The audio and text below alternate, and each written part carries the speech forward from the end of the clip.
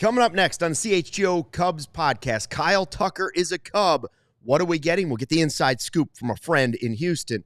Plus, what's next? Luzardo, Bellinger, Moncada. Oh, my. It's a Magic Wand Monday. Next.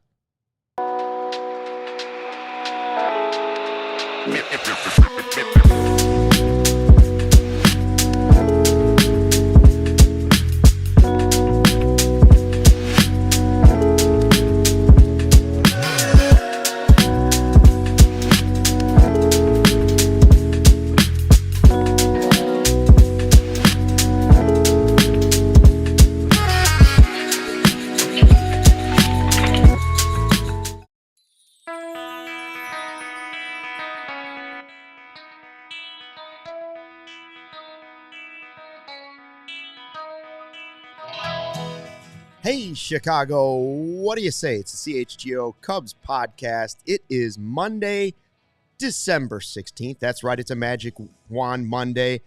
Not a creature was stirring all through the house because the Bears game is later tonight. It was very quiet until CHGO Cubs Podcast showed up. Here we are. Yeah, that's starting right. the day off. I was like, wow, where's Braggs? Ghost Town in West Loop.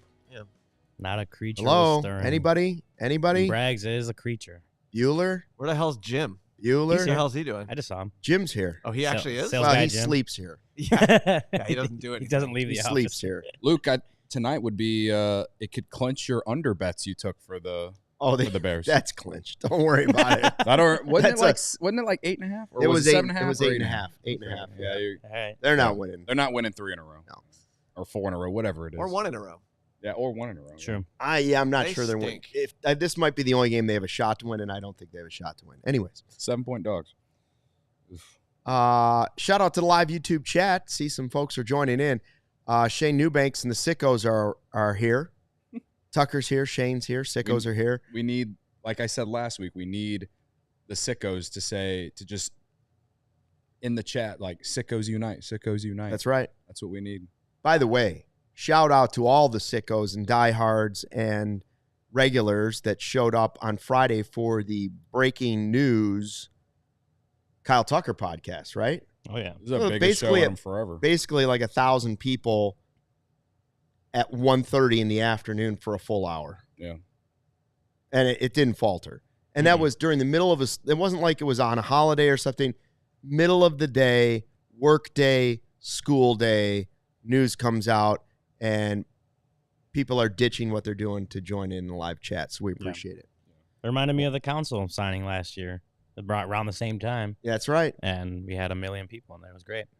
Yeah, well, no matter what happens over the next year, I think Cubs fans will look back on that day and remember it like the roller coaster, like, of leading up to it. Like, that's how I'll remember it. How long does it take to forget that day, though? Like, eventually you sort of forget it. But I remembered thinking Jay Cutler was a spectacular trade. I thought it was it, right? Sure. And that was like my most excited I ever was for a Bears trade or move. And it was like, they got a real quarterback.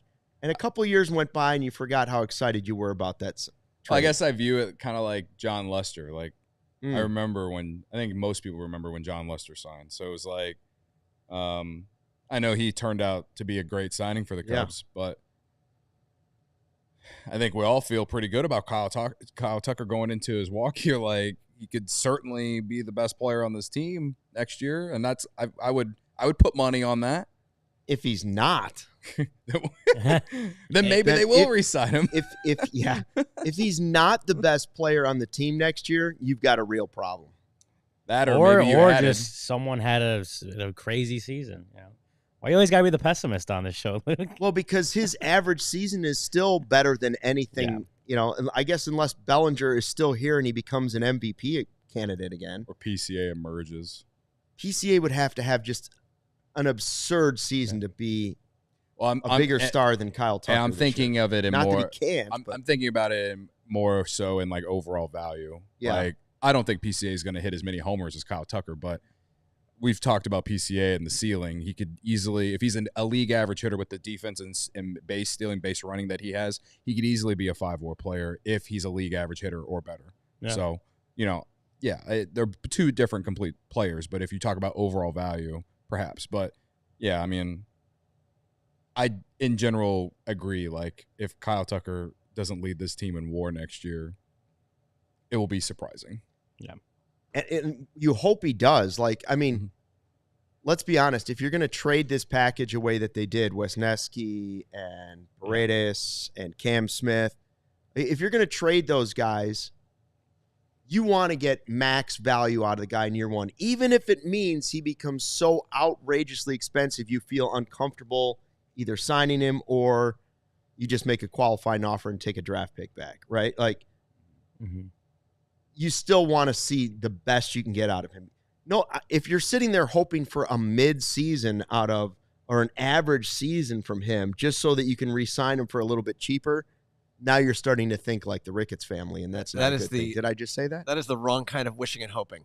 That's right. That's not the wishing and hoping we want. Someone said to me over the weekend, I'm hoping that maybe he gets hurt at the end of the year so that there's a chance to re-sign him. I'm like, that's such a loser mentality, in my opinion, man. I'm sorry, dude. Just a bad mentality. That was one of those where I just like, all right, I'm not replying to that one. Yeah, look, we talked about it on the show Friday. Hayward's contract is still the biggest contract the Cubs have ever given out in terms of like total money. Kyle Tucker, I think, would seem to project like he's going to get more than that on the market, and whether he ends up agreeing to an extension or is in free agency next year, you would have to assume that he's going to get more than that. It just feels like you make this big trade, like it's a win now move in a sense, obviously, because he's only on the 1 year left of team control. You're trying to go for the playoffs next season, but you could also easily turn this into a win now and win later move by being willing to go and pay him what he feels he's worth. And I don't think he's going to get $765 million. That'd be crazy. No. But if it's like I don't even know what to project, but if it was like $350 million, like, again, that blows away what they gave Jason Hayward, but it's like, this is a really good player. He'll be 27 or 28 in January. Like, this is a guy that's in his prime, and it costs money to pay for that. But if you're the Cubs and you're entering the window that you feel like you are, you should be willing to go and pay that guy. Sure. And it's not like they're way over the luxury tax right now or anything like that. They're not going to be. They don't Swanson is the highest paid player. They're trying to move Bellinger to save money. Now, the big question about Bellinger is, will they allocate those funds to make the team better? I think they will. I still think that it's more likely they use those funds to improve the bullpen or maybe sign a starting pitcher. I still think more so that they're going to get a starting pitcher via trade market, but they could use that money to sign a starter as well. But the point is that I don't see them going way over the luxury tax if they end up doing it. I think they're probably trying to be right at it going into the year. That's based off how they've been acting these last couple of years. And then, but they could, to me, it doesn't matter. If they want to go over it, great. Brennan had a hilarious tweet yesterday saying the Cubs should just keep Bellinger and go over the first tier luxury tax and be a big market team. And I could just hear the sarcasm coming out of his mouth because it's like, that's not going to happen. Right.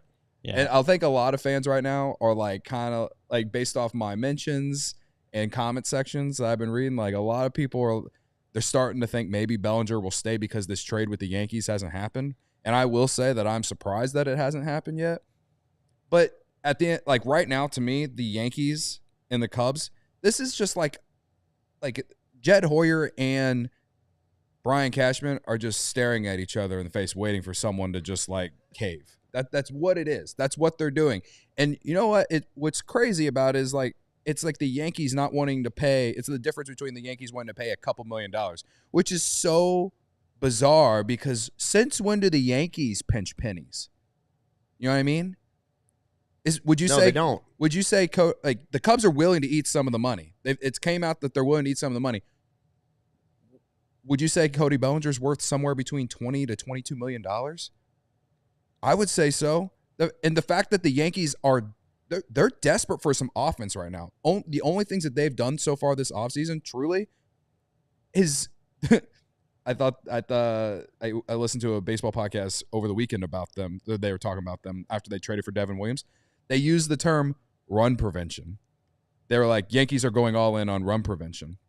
And it just made me laugh because, like, we've been talking about the Cubs and run prevention the last couple of years. Wait till they start trying to exceed projections. By the way, but like the point is, then you know they're in trouble. The point is that they need someone like Bellinger. They could certainly go and sign Pete Alonso, I guess. Yeah. And there's other names out there, but it seems like they really want Bellinger, or else they would have already moved on. You know, I think Well, by the way, I want to say, I guess I lowballed on $350 million for Kyle Tucker. I don't know what the projection is. You don't know anything about Kyle Tucker. But no. I just found this. $350 for 2 years. That sounds like I don't know. Apparently, Ken Rosenthal wrote, assuming he puts together a strong walk year, could command a contract of at least $400 to $500 million. So there you go. It's even higher than what I put it at. But I threw $350 million out there because I'm like, that still blows away whatever the highest contract the Cubs have ever given out. So even if it's higher than that, regardless if it's 350, 450 million, like if you feel like you need, like this is a guy that can help you win as you enter this window of winning, like you should be willing to pay him. If that's the guy you look at as this guy could be, if you're Jed Hoyer and you look like this guy could be our superstar in the middle of the order for the next however many years while we're looking at winning, like you should be willing to do that. That's kind of my point. I still remain skeptical that they will get it done because the years will scare them, the money will scare them, the injury history will scare them. But I think that the path to it happening is pretty clear. And that is, number one, trading Bellinger, dumping that contract, right? And then the key part to all of it is the prospects. If this year you start to see, if he's still here, Owen Casey develop into a really good player that could be one of your outfielders, now you start thinking about the Seiya and the Happ money coming off the books and replacing it with rookie, young contracts. So that's one path. It's Matt Shaw being able to be your starter at third base instead of having to pay for a third baseman. It's Bush continuing what he did and being your guy at first base. Now you're talking about potentially 3 positions where you're paying very little money. So that's the key to it. Whoever the young players are that are going to break through, it's Porter Hodge becoming a possible closer this year if that's what ends up happening. It's all of the young players. It's when Horton has to come up and hopefully and Ben Brown. The more young guys that can come up, the more likely it is that they would have the money to then be like, all right, we'll spend the money on Tucker, and he's the key to it. I remain skeptical, but that's only because of what they've shown us. History. History tells us they're not very likely to do it, but they are in a position to have some young players come up and give them cheap options at a lot of positions. So maybe this is the time, just like the Bears had never fired in season. This is the time that the Cubs finally feel the pressure to do something. And that's the whole point of, like, when we talk about the way the last window just slammed shut, they weren't developing prospects well. They weren't able to just keep supplementing the roster with new talent, young, cheap talent every year. That's why we've talked about this farm system and the depth they've built up so much. And they have to go to the major league level and produce and be that player. But the better prospects, and the more better prospects you get, the better your chances are that at least a couple of them can go and be those guys that supplement the rest of the roster on cheap contracts because they're team controlled. And then you can go out and spend more money on other guys to fill holes or to be your star if we're talking about Kyle Tucker, right? That's why we've harped on the farm system so much, because when you look at the best teams in baseball, they do that really well and are able to supplement their roster with prospects or young players coming up and not taking up so much space under the salary cap. So what's next? We're going to talk about it in just a bit. We got a special guest that's going to join us in the second half hour of the podcast. Plus, we'll be going Magic Wand Monday, taking a look at the possibilities up ahead. But first, Ryan's going to tell us about our great partners. Luke, I need to tell you about Game Time and their feature Game Time Picks. Holidays are the perfect time to get together with family and friends, so spend some quality time at a live event. Togetherness is the perfect gift from Game Time. Game Time's new feature called Game Time Picks makes getting tickets for live events even easier. Game Time Picks filters out the fluff to show you only incredible deals on great seats so you don't have to waste time searching through thousands of tickets. You know, one of the things I really love about Game Time is the seat view. You click on one of the specific tickets, and it'll show you exactly what your view of the field or the concert, like the stage, whatever event you're at. It'll show you exactly what you'll be looking at, so you're not caught off guard when you get to the event. Game Time Picks' curation makes it easier to save more on sports, concerts, comedy, theater, and more. They got the all-in pricing, so you can toggle that feature, and it shows you the total up front. No surprise fees at checkout. It offers the lowest price guarantee, or Game Time will credit you 110% of the difference, and their ticket coverage means your purchase is covered with the most flexible customer service policy in the ticketing industry. Take the guesswork out of buying tickets with Game Time. Download the Game Time app, create an account, and use code CHGO for $20 off your first purchase. Terms apply. Again, create an account and redeem code CHGO for $20 off. Download Game Time today. What time is it? Game time.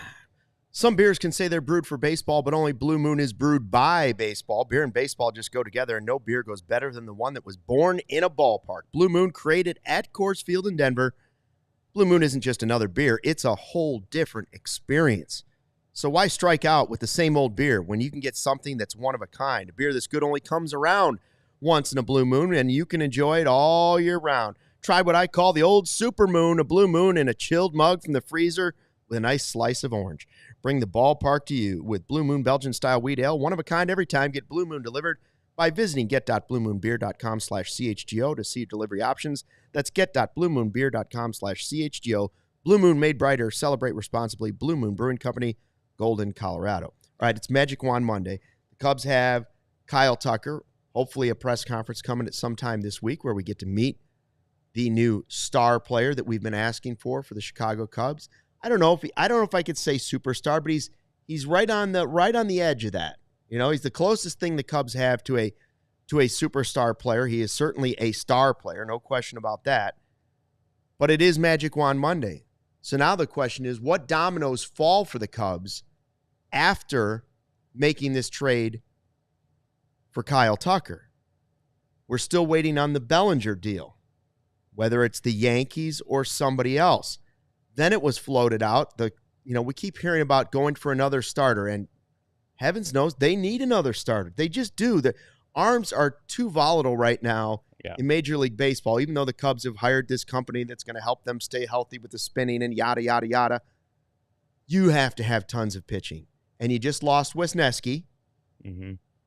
Whatever you thought about Hayden Wisniewski, he was certainly a guy that was usable in the bullpen and usable in our starter role. Yeah, at the very least, he was a depth rotation piece. And at the very worst, he was a guy in the bullpen that was usable. I wasn't terrified when he came in. You know what I mean? Like, did he go through some ups and downs? Yes. Yeah, but he also went through some points where he said, man, if he ever puts it together. Yeah. You said you weren't afraid when he comes in. I think a lot of fans would disagree. You were afraid. I wasn't afraid. Other guys made me more afraid than when West. I think I was more of a defender than I was a detractor. I was more afraid of when he was starting, that I knew some home runs were coming and he would just. Anyway. I was more afraid when he came in out of the bullpen than when he was a starter. But what about the Luzardo rumors to the Marlins? Yeah. What would you be willing to give up? Because the rumor that floats is if you're going to get Jesus Luzardo, who has top-end stuff but also has some injury problems and is also lefty, correct? Yes. They do have, like, almost strictly lefties now on the team. It's a new thing. They're just make a rotation out of lefties. They call us the Southpaws. I have a the Chicago Southpaws. Do you like that idea if it's Casey or Triantos that is the key piece you have to give up? Okay. So first off, this whole, like, all lefties rotation, like, do we like that or not? This is my 2 cents on it, all right? And if you disagree with that, I don't really care. That's fine. Right. But this is how I view disagree. It. No, I don't. Hit the down like for Luke. Okay. The reason that I don't really care about the potential of this rotation being all lefties is that what are the odds of the rotation staying healthy all season with all 5 guys? What are the odds? Very slim. Like the 2016, Very the slim. 2016 Zero. Cubs were able to do it, but as we've talked Somehow, about for years now, that pitching and injuries with pitchers and stuff, it's so common. It's changed so much. You can't build your rotation off just 5 dudes, right? Mhm. So, do we think that Ben Brown could potentially get some starts? I think so. Javier Assad, Jordan Wicks, if he's here, one of those two. I mean, Jordan Wicks a lefty, whatever, but Javier Killian's Assad in that mix. Killian, yeah, sure. Cade Horton, if he's healthy, he could debut next year. Right-handed pitcher, all right? So I'm not saying that having an all-lefty rotation to start the year is something that I necessarily support, but what I am saying is that it's not the biggest deal in the world at the same time, because I do think that, as Council showed in Milwaukee, he did 6-man rotations. And also, like, I just don't see a possibility where all 5 guys stay healthy. I don't see all 5 of them giving you 30 starts. If that happens, then I feel like by season's end, I will be dreaming about the World Series. Okay? And dreaming for all sure. right? Let a guy dream, brother, right? But I just think I get the concern. A lot of fans just automatically jump into that. But at the same time, like, the odds of all 5 of them staying healthy, I'm not wishing injury, but it's you expect it because that's just what happens in baseball. It's irresponsible to think that all 5 of them will be if you're the Cubs front office. So that's my 2 cents on that. Now, as far as Luzardo, would I give up Casey for him? No. Unless you're sending back a massive haul back with Luzardo. That said, pitching is expensive, as we've seen, not just on the free agent market, but even on the trade market. But Luzardo, it's not like his trade value is at its peak right now. He's coming off an injury-plagued season. I've read a lot of comments about getting Sandy Alcantara. He also is coming off Tommy John. Didn't pitch at all last year, I'm pretty sure.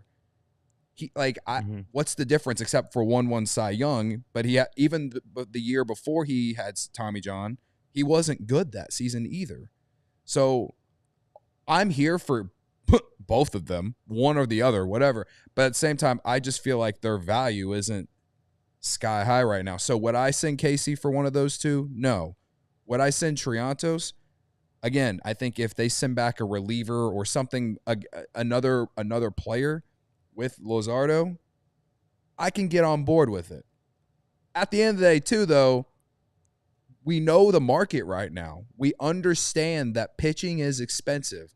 So maybe I'm reading it wrong. Maybe fans are reading it wrong. And if it is just a 1-for-1 swap of Triantos for Luzardo, I probably find a way to get on board, because when you think about Luzardo when he is healthy, that is a guy the Cubs have desperately missed, a guy who gets whiffs. Someone was clapping at me yesterday because I said that whiffs is like it. I need a stud, not someone who gets whiffs. Well, then you're contradicting yourself, because most studs are getting whiffs, brother. But, like, bats.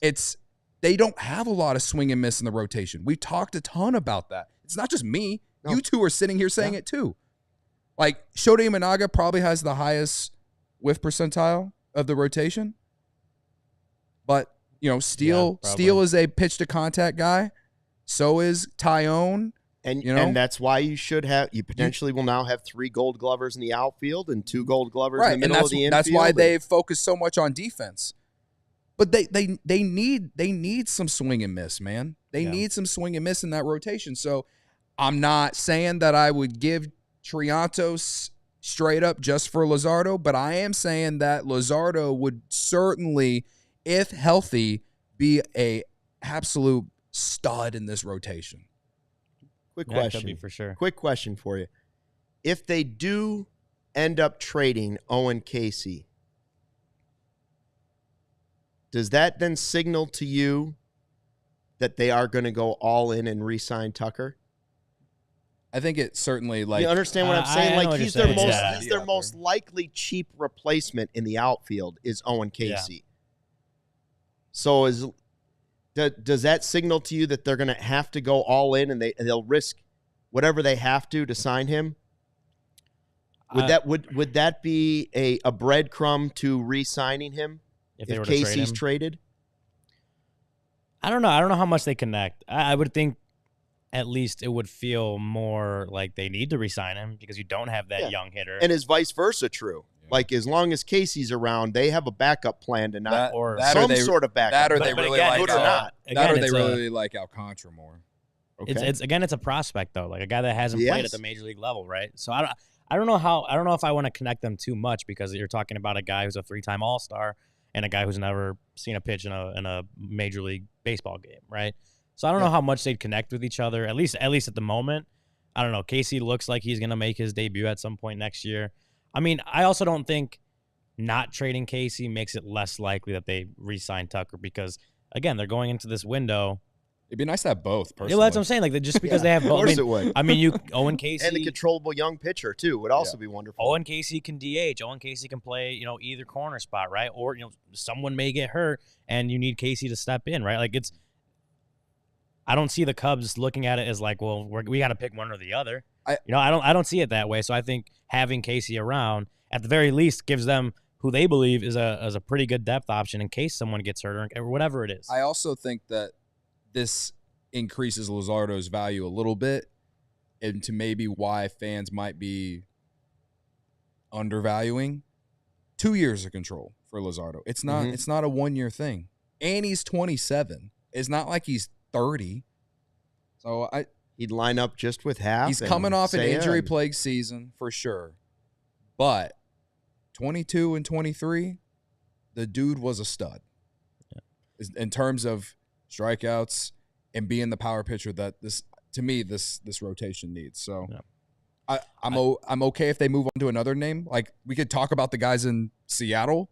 You want to talk about Luis Castillo? Like, there's concerns I have about Luis Castillo as well, but Luzardo is young, Yeah. Like, I also think you kind of, I don't know if because I don't think trading for Luzardo would stop them from signing Roki Sasaki because he's going to come at a cheaper contract.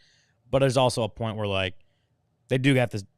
I think the Sasaki stuff still has to play out a little bit too before we really know where the Cubs go with the rest of their pitching or any other moves. But that's obviously a month from now, so it's going to be a while. Maybe they can't afford to wait that long. And obviously, adding as many good arms as you can is why not never have a bad thing, right? Yeah. But I also think that's part of the calculus is just where is Sasaki going? Is he going to be a Cub? And what do the Cubs do in the meantime while they wait for it? Sure. I don't want to spend more than a minute on this. Yoan Moncada, thumbs up, thumbs down. Would you take him as a backup plan? I mean, I'm not saying he's going to be your starting third baseman because that could be. But is it a decent backup plan to having Shaw be your third baseman? I personally, this is how I feel. Well, you could keep Gage Patrick Workman? Wisdom, Annie, and Happ, and then still That's give right. We got Moncada. everybody. Is it better Everyone in than that is it trade. better than Miles Mastroboni or Gage Workman? Could be. Well, it has a higher upside. Sure. Yeah. Listen, he's exactly like Bellinger 2 years Yeah. ago. That's exactly what it is. You're not gonna have to pay him anything. It'll be a pillow contract. We know the upside.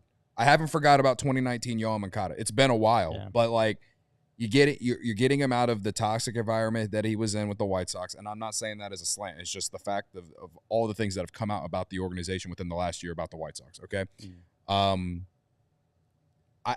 is he my first option? No.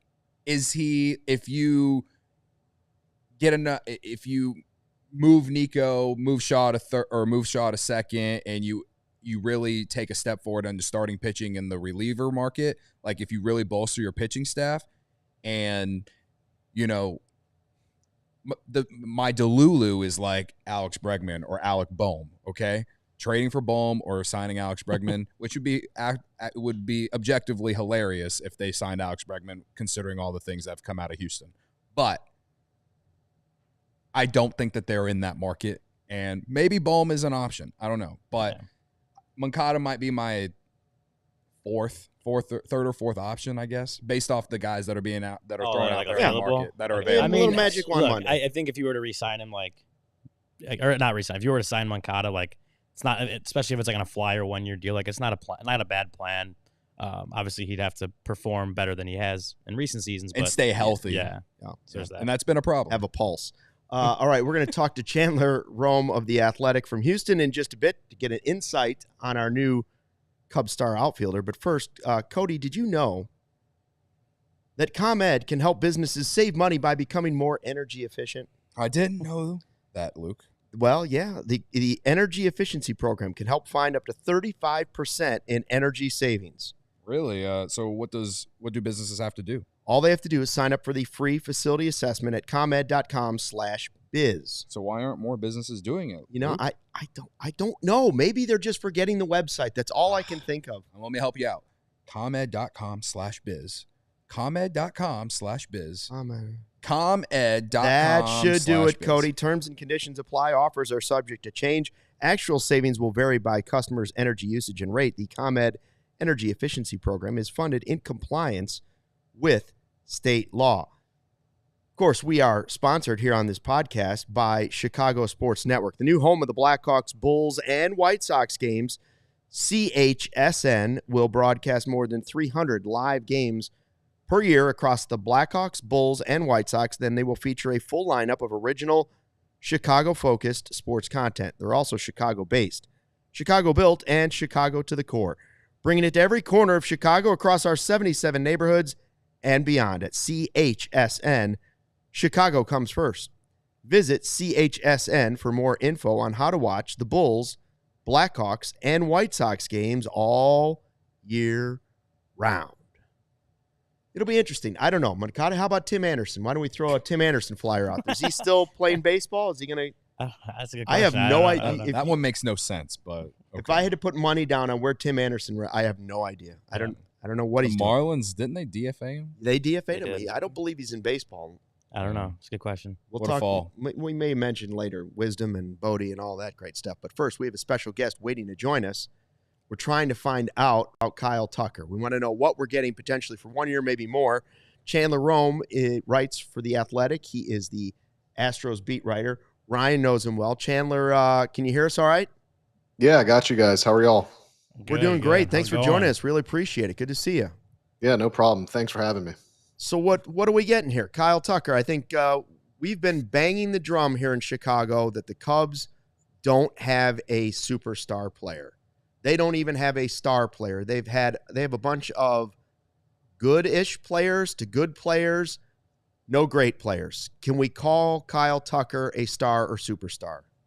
Yes, 100%. He got his problem in Houston, and that's not even a problem. He was kind of a victim of the Astros' own success, right? Like he came into a clubhouse that had Jose Altuve, Alex Bregman, at the time, Carlos Correa, Yordan Alvarez, Justin Verlander. Like he was like 7th or 8th on the list of like notable Astros in there, but I mean he's a quiet guy and he's underappreciated a lot around the league. But I mean his numbers, he is every bit of a superstar. The way he produces, he's a true 5-tool player. Was I believe 1 home run away from a 30-30 season in 2023. He was well on his way to a 30-30 season if he didn't fracture his shin last year after fouling a ball off of himself. I mean, he can run, he can hit. He's a great base runner, great base stealer. The thing about him that you kind of know he's a good guy is like the speed. Like if you look at his sprint speed, it's not like some elite sprint speed. He just has great instincts on the base paths, knows exactly when to steal, knows exactly who he can take advantage of pitcher wise, opposing pitchers. Hits lefties exceptionally well. Him and Yordan Alvarez, probably the 2 best left on left hitters in all of baseball.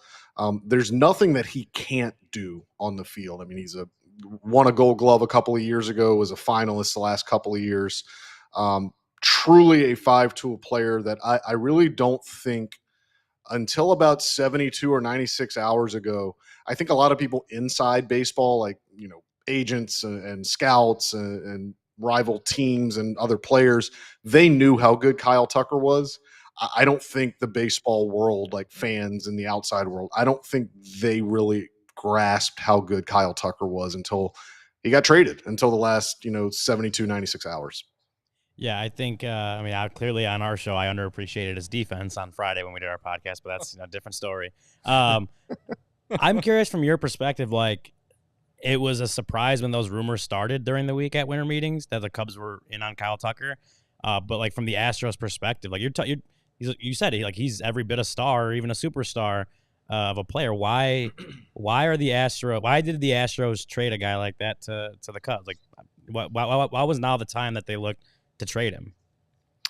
Well, they're at a crossroads. They have a terrible farm system. Cam Smith is now automatically Cam Smith was what, like the 7th best prospect in the Cubs system.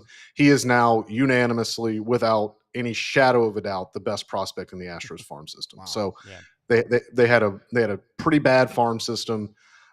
They've got a bloated payroll that is a byproduct of a lot of bad contracts, a lot of bad extensions. And they've got an owner in Jim Crane who spends money. Like, let's get that out of the way. He's not cheap. This is not a situation where he's frugal. He carried the 4th highest payroll in baseball last year. However, he has had a long-standing aversion to giving out anything beyond 6 years, and the most he's guaranteed a player in his ownership tenure is $151 million. I can tell you that they had discussed trading Kyle Tucker before they got to the winter meetings. I think they were still kind of iffy as to whether they were going to pull the trigger. But once they got to the winter meetings and they saw that Juan Soto got the deal that he got, and you start to look at Kyle Tucker's WAR, you start to look at every metric that has him very close to Soto. He's not Soto, but every production metric has him very close to Soto. You got to start to get the feeling that, all right, if Juan Soto got this money, Kyle Tucker's not going to get $700 million, but he'll get 400. He'll get in the $400 million range in free agency. And the Astros just were not going to be in that ballpark. Now, they've had this situation before with Correa and Springer and Cole and Bregman last year, and they opted to just not trade them. They opted to play it out with their final year club control, get a comp draft, attach a qualifying offer to them, get a comp draft pick, and be good with it. The state of their farm system, kind of where they were with their championship window, their major league roster, they couldn't afford to keep doing that, especially if Jim Crane is not going to budge on his aversion to long-term deals. Now, it's worked out pretty well for them. They've gone to the playoffs 8 straight years, and they've been in the ALCS 7 of those 8 years. So to act like Jim Crane is doing something that is like inhibiting the franchise is not true. But you do have to wonder how much longer he can kind of proceed with this, given where the markets for all these guys are going, where the contracts are going. He may have to budge a little bit, and right now he's not willing to, and Kyle Tucker's a Cub. There you go. I guess I have 2 questions here. Chandler, did the Astros and Tucker ever sit down and actually discuss a contract extension over the course of his time with the Astros? Yes, they did. So the Astros extended Yordan Alvarez 2 years ago in 2022. They gave him 6 years, $115 million, which is highway robbery. It's maybe the best, most team-friendly deal in baseball. At that same time, they approached Kyle Tucker. They tried to get both of them done in that time frame. I'm unsure what they offered. But if it was close to the Alvarez, if it was the same kind of numbers as the Alvarez, I understand why they turned it down. They did not.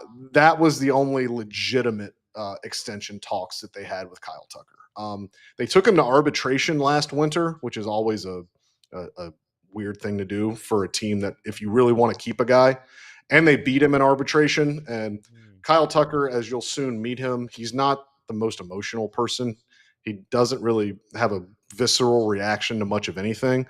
But he talked after, and you could tell that he was a little bit peeved. I don't think that impacted this, but those arbitration hearings are never end well for the people that go. Just even if it's cordial, even if people understand it's a business, it's tough to hear the team that employs you say, well, here's why we think you should make less money. Here's why we think you stink. Not stink is a relative term, but still.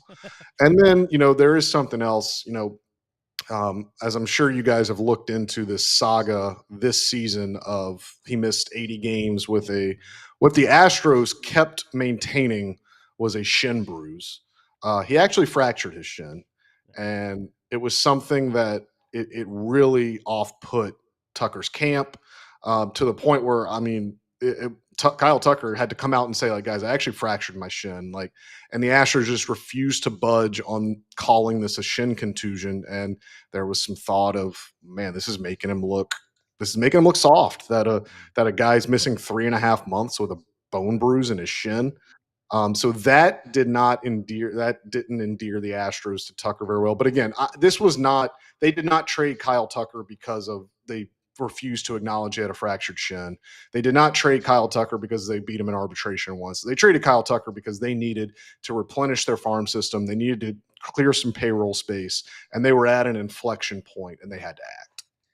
Okay, well, then going off everything you just said, it feels like, I wouldn't say there was a ton of bad blood, but seems like they probably knew that not only were they not going to try, but maybe he didn't even want to be there. Like, I'm perhaps putting words in your mouth here, but I'm trying to come to a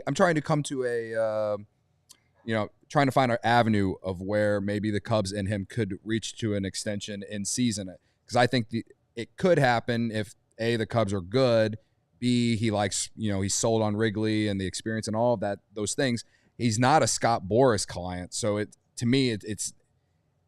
I do in general think it could be possible. I think that the odds are not very good in my favor of that actually happening. But do you think that they were ever close to an extension beforehand or at all? Do you think, am I close on this possible like bad blood with the injury stuff and going to arbitration, all that? I'm saying a lot. I'll shut up. Look, that's why I wanted to be careful with how I talked about that. Like, I don't think there was bad blood. Like, I don't think Kyle Tucker resented the Astros. I just think there were a couple things that, just in general, like the business of baseball, were just a little bit off-putting. I think he loved Houston. He loved the clubhouse he was in. He met Michael Brantley in Houston. Michael Brantley's now one of his best friends. They really bonded. Michael Brantley really taught him how to be a big leaguer, taught him how to get a routine down, things like that. So, I mean, I think I think Kyle Tucker would have entertained an extension in Houston. But again, the Astros were never going to get to that point. They were never going to pay him his market value or what his production said he was worth. And as of right now, unless the Cubs throw $450-500 million at him in the middle of the season, like he'd be foolish to take an extension right now, because he's going to go to free agency next winter, and like we just talked about, he's going to command $400 to $450 to $500 million. Like, unless the Cubs throw that money at him in the middle of the season, and unless he just falls in love with Wrigleyville and everything about, playing there and playing in Chicago, then I think it'd be kind of dumb for Tucker or his guys at Excel or anyone to legitimately entertain extension talks this season, because again, he's going to go into free agency next year. He'll have his pick of teams, and that's not to say he's not going to like the Cubs. Maybe he loves the Cubs, but I think players love to see what's out there. Players love to see what their market is, and they love to be kind of recruited. They love to be kind of wined and dined, things like that. I mean, Kyle Tucker's never had that chance. The Astros drafted him, and he's been in the Astros organization his whole life until right now. So, sure, if Tom Ricketts wants to throw $500 million at him in mid-July, I bet Kyle Tucker would listen. But short of that, I don't think it's rational to expect them to have a legit contract extension talks. Yeah, that's it does. Irrational Cody. Listen, a guy likes to dream. All right. Yeah, it seems unlikely that they'll get a deal done before he hits free agency. Now, whether or not they go against everything the Cubs have ever shown us in the last 10 years and actually offer a guy $450 million, that remains to be seen. So you were on this deal and this possibility as early as anybody. You might have been the earliest. If you were, congratulations. I ask this. You said Cam Smith becomes their number one prospect. So people here worry right away. They're like, Cam Smith, he was going to be our third baseman of the future. He was the number one pick. Yada, yada, yada.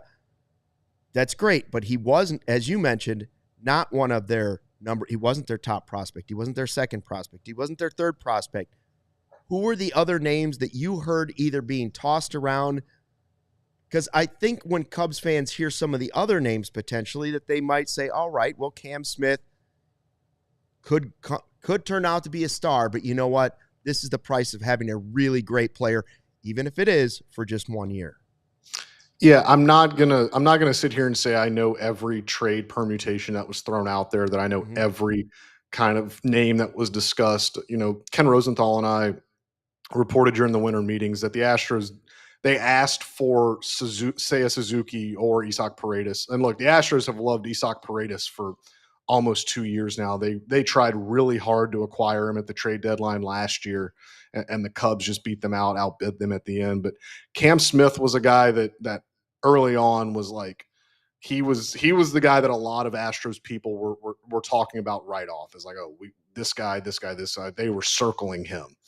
And then the Paredes thing made a ton of sense because like we've talked about, they were really in on him at the last deadline. They're probably going to need a third baseman here coming up, and he profiles very, very well for Minute Maid Park with his dead pull approach. And then Wisniewski, I didn't really hear a ton of the pitchers that were being talked about or exchanging names being exchanged, but one thing about the Astros that they're really good at, and I mean, you saw it last year with Yusei Kikuchi, you've seen it time and time again, is they seem to take pitchers that are average to below average, that have struggled, that have scuffled, and they seem to find a way to unlock them, whether it's, usage patterns, whether it's where they're throwing pitches, whether it's mechanics, things like that. They have some voodoo about them that they can get that done. So it was kind of funny when they were talking about, oh, there's going to be a pitcher included. I was just kind of like, at this point, you could tell me whoever, and I would probably, put my faith in the Astros pitching development infrastructure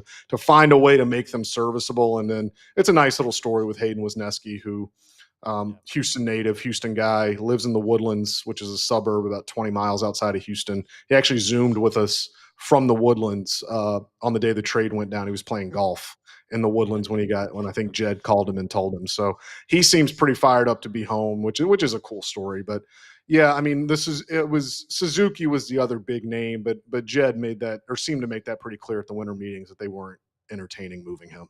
Yeah. Going back to Tucker, like obviously the stats and the numbers and the on the field stuff is like, it looks like a massive addition to the Cubs.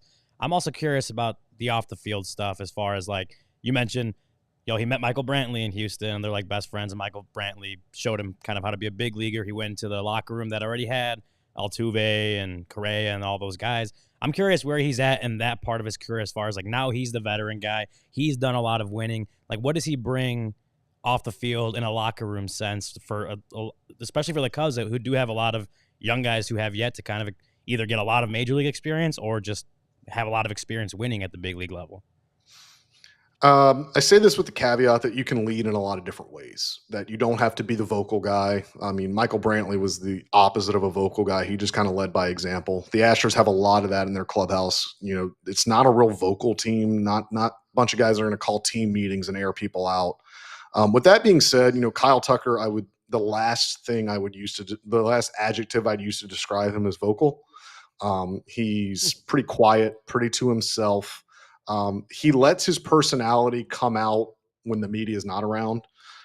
He lets his personality come out kind of behind closed doors, or like if you're on a backfield in spring training, you kind of see him he's really funny, but you'll probably never see any of it kind of show itself publicly. He's always just kind of been a quiet guy, not a ton of flash with him.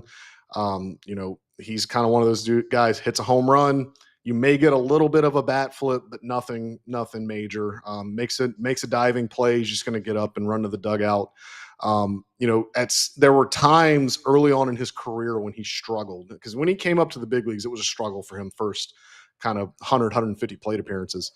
There were fans that wondered, like, does this guy care?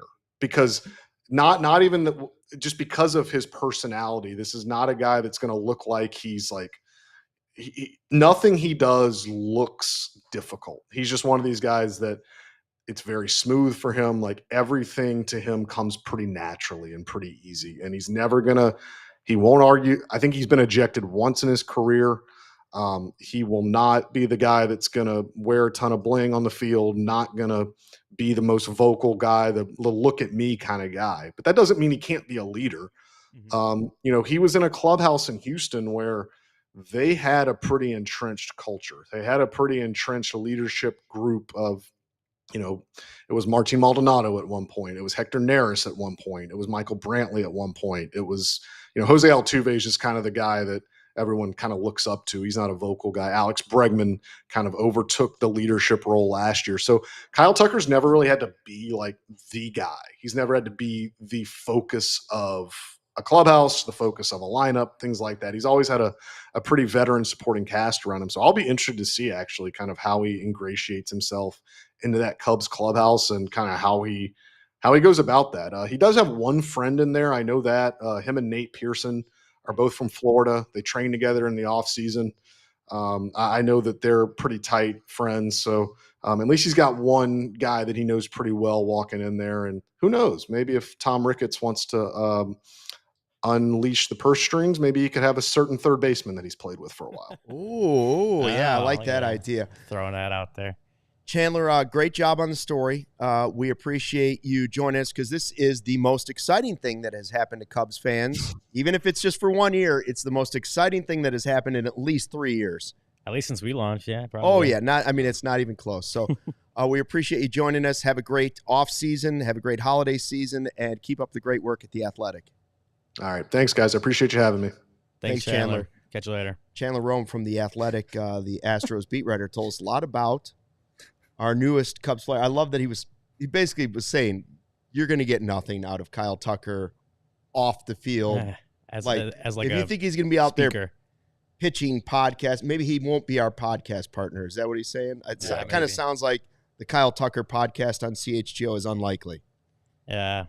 Yeah, maybe. You never know. You never know. Oh, you never know. You never know. He actually is kind of he's pushing the narrative that the Cubs continue to have boring players. So no, whatever. I think I kind of like appreciate that what Chandler said at the end about, he's may not be the vocal leader, but the Cubs don't necessarily need a major vocal leader, right? Like Dansby Swanson is Craig Counsell, who never goes out to argue for his players. Sure. Counsell is the face of the team, I guess, at this point. But no, I mean, like Dansby Swanson's a pretty vocal leader, right? Like, Ian Happ's not super vocal, but I think he can be when he feels he needs to. I mean, they got personality in there. I don't know if PCA is going to be the leader, but I think he could step into like a little more of a vocal role the longer he gets into his major league career. Like, I don't think Kyle Tucker would absolutely need to be a vocal leader on this team. I think they do have voices who are Jameson Tyone's another guy, especially at the end of the year, that was kind of everyday players. On that role. Dansby obviously is. So I don't think he necessarily needs to be the vocal leader because they do have guys that I think already can be that, or can fill that role and let Kyle Tucker just continue to do what he's done. To be honest, everything he described him as just reminded me of Chris Bryant. Chris Bryant was none of that. Good. Like he wasn't this flashy guy. This is why more fans are more upset to this day about Javi Baez leaving than Chris Bryant. All right, because he wasn't as flashy. He wasn't as flashy. He didn't have the personality. He went out every time he hit a home run. He put the bat down and run. You get a rare cheering, running around the bases or something like that. But he wasn't some when you watch Chris Bryant, he wasn't a showman. Yeah, he wasn't a showman. When you watch Chris Bryant, you just appreciate the fact that he was one of the best players in baseball at his peak at the People time. are throwing Justin Steele in there as well, another guy who could be a vocal. Did I not say Happ? I thought I said Happ. That he's not a super vocal. He's definitely one of the leaders. He's definitely I'm saying he's not this super I don't know exactly how to say it, but he's not this overly enthusiastic person or whatever. But he's got a voice in that club. There's a reason he's the player rep from that team. He's absolutely not loud and boisterous. Yes, right. I mean, that's the right way to put it. He's just not at all. I don't think they have anyone who's loud and boisterous outside of Steele. But so what I'm saying is Happ certainly doesn't. I wouldn't call him the most vocal, leaderish type of guy, but I think he can definitely. He's got a voice in that clubhouse that they respect. Sure, and I think he could definitely step into more of a little bit of a vocal role. If he sees fit, if he feels like it needs to happen, because that's where he's at. That's where he's at this point. We talked to Happ about that time. Is how many when Dansby came, it was is it good to have a bunch of leaders? And he thought it was to have multiple voices because Nico could take that role. A lot of guys could. I think it was interesting that he mentioned that Tucker's never been the man on a team. Even though you're talking about him as he's just a tier below Juan Soto, he's never been the man on a team because there's always been Correa, Bregman. Like you go through the list of Altuve, right? Alvarez. There's all these great players, and that's what we're saying about the Cubs. Look at the Astros. Yes, their farm system might be in shambles right now, and Cam Smith might be their best player. But when you looked at their major league roster for the last 10 years, you were going, well, all those guys are better than the best guys on the Cubs. That's a problem. So now we finally took one of those star players and brought him over. How will he perform as the man for 1 year, right? Like as the guy in the lineup. I keep asking for the other team to be worried about one guy when they come up and say, man, we can't let this guy beat us. That guy is now Kyle Tucker. Mm-hmm. And how will he be looked at from other teams, and how will he respond in this 1 year, possibly a walk year, and when he might just be here 1 year, but how will he respond this season? That will be the most interesting thing I think that happens this year. Yeah. I just think that he is a guy who probably can lead by example. Just like the way he goes about his routine, the way 30 he goes. bombs. That's all I care about. I mean, I don't care sure, if he's a leader or not, to be honest with you. Production, sure. But as far as like young guys looking up to a dude, this team's going to have a ton of young players. I think he can just lead by example at the bare minimum. Yeah, you know and that's what he was saying. Chandler was saying that there's a lot of different ways to lead, right? And I think you see that with the Cubs. Like they don't have one specific type of leader. They don't have. I mean. Yeah, again, like I said, Kyle Tucker, I don't think necessarily needs to go out and just all of a sudden be this vocal leader if that's not who he's been. Yeah. He can lead by example and be a very, very productive player. And that's obviously great for the clubhouse because that is what they need, right? They need the high level production that Kyle Tucker can provide.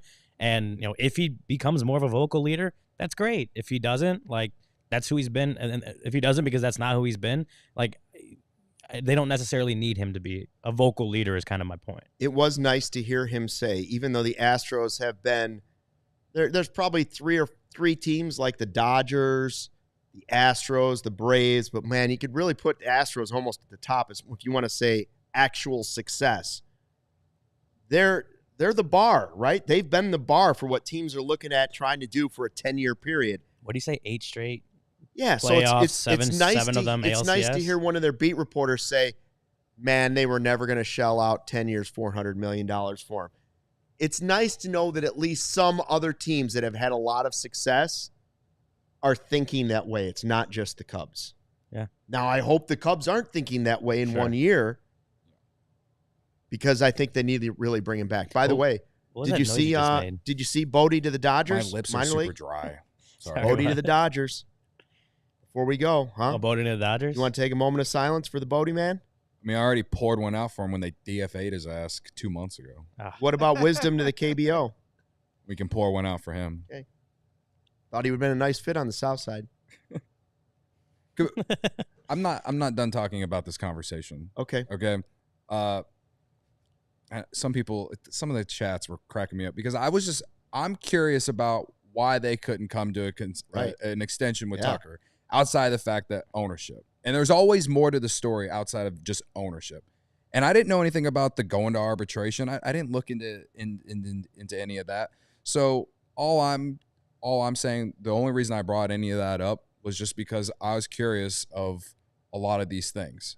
Right. Why would they let this great player get away a year early? Outside of just money, especially whenever they went to they went into the final year with Correa and Bregman. Why not with Tucker? You know what I mean? So that's the only reason I asked. And is it very delusional of me to think that maybe him and the Cubs could come to an extension in season? Absolutely. I know that.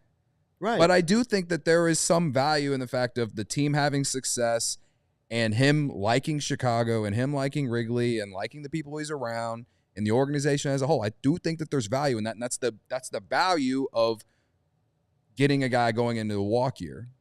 That's the whole reason I brought it up, because I wanted to know why, outside of money and ownership, to why they didn't even go one more year. So He also Best wanted, way he to also wanted impress him is put- to get him here and have him enjoy it. Cody also wanted to put words in Chandler's mouth. That's all right. Okay. Hey, that's why we call him That's Delulu great. Sure. Delmendo. Delulu That's his nickname.